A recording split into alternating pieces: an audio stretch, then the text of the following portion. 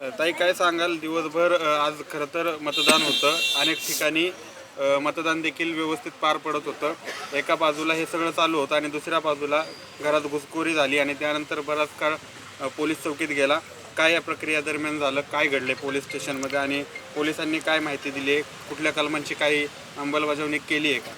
प्रथमतः मी ह्या प्रकाराचा निषेध करते. एखादा माणूस किती खालच्या पातळीवर जाऊ शकतो याचं हे जिवंत उदाहरण म्हणजे हा योगेश बहल. आम्ही 1 ते 1.5 महिना बऱ्याचशा गोष्टी ह्या सगळ्या आम्ही सहन करत होतो. रेग्युलरली आमच्याबरोबर असणाऱ्या लोकांना धमकावण्यापासून ह्या सगळ्या गोष्टी घडत होत्या. पण आम्ही म्हणत होतो it's a part of dirty politics. पण ह्या पॉलिटिक्सचा आज त्यांनी कहरच केला.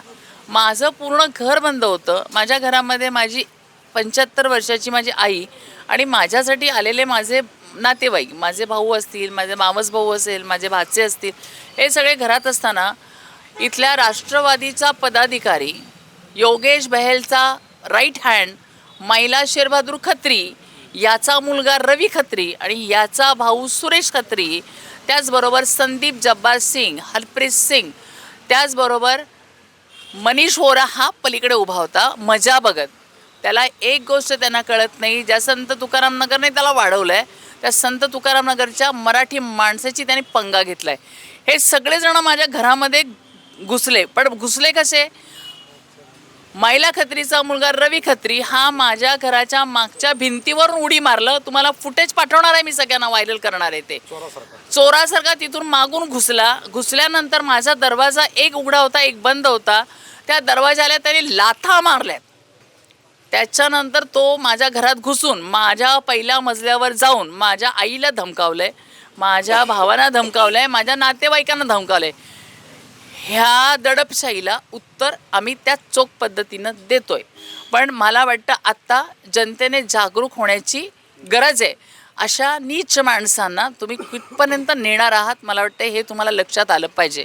आज माझ्या घरामध्ये घुसखोरी केली आहे, माझ्या घरामध्ये शिवीगाळ केली आहे, माझ्या घरामध्ये माझ्या आईला त्रास दिला आहे, 75 वर्षाच्या एका बाईला त्रास दिला आहे.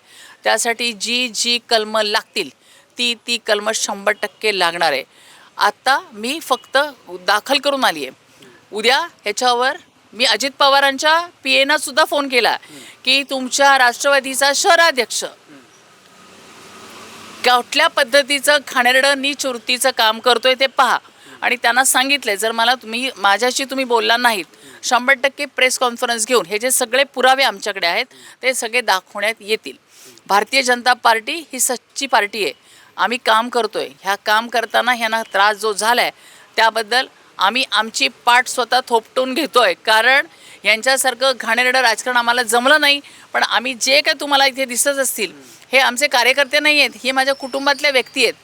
बिलो द बेल्ट भाषणं करणं, महिलांच्या कॅरेक्टरवर बोलणं, महिलांना डिग्निटी त्यांची पातळी सोडून बोलणं ही ह्या माणसाची योगेश बहलची खासियत आहे.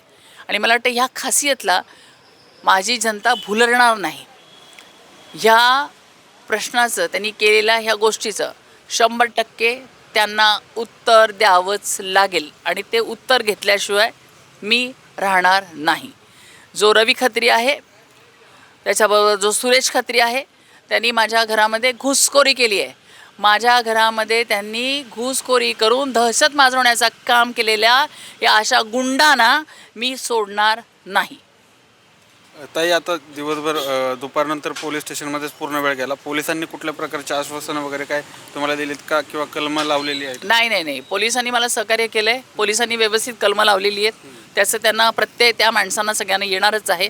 फक्त ह्याच्यामध्ये एक गोष्ट मात्र खूप सुंदर होती की जी 20-25 मिनटं त्यांना बोगस वोटिंग करायला मिळाली ती त्यांना मिळाली. पण त्याचा त्यांना काहीही फायदा होणार नाही.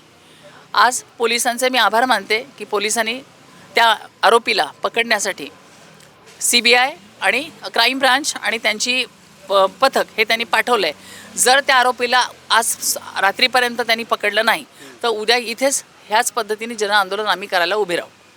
खरं तर ताई उद्या आता निकालाचा दिवस आहे. या दरम्यान देखील ही प्रक्रिया सुरूच राहील असं दिसतंय चित्र. आता जर आरोपींना पकडण्यात लवकर यश नाही मिळालं पोलिसांना तर आपली पुढची भूमिका काय असणार? आरोपी काही खूप लांबचा नाही आहे, त्याचं घरदार इथेच आहे. त्याचे वडील इथेच आहेत, त्याचे भाऊ इथेच आहे, त्याचे काका इथेच आहे, त्याच्या मावश्या आत्या सगळ्या इथेच आहे. जाऊन जाणार कुठे? जास्तीत जास्त नेपाळला जाईल, कारण तो नेपाळचा आहे. बरोबर ना? 2-2 नॅशनॅलिटी घेऊन इथे राहणारी नेपाळी आहे तो माणूस. तो जाऊन नेपाळला जाईल. मग तिथे तरी कुठेतरी तो सापडेल ना, तो सापडेलच ना. आणि तो सापडला नाही तर मग जी कारवाई आमच्या पद्धतीने करायची ती आम्ही करणारच.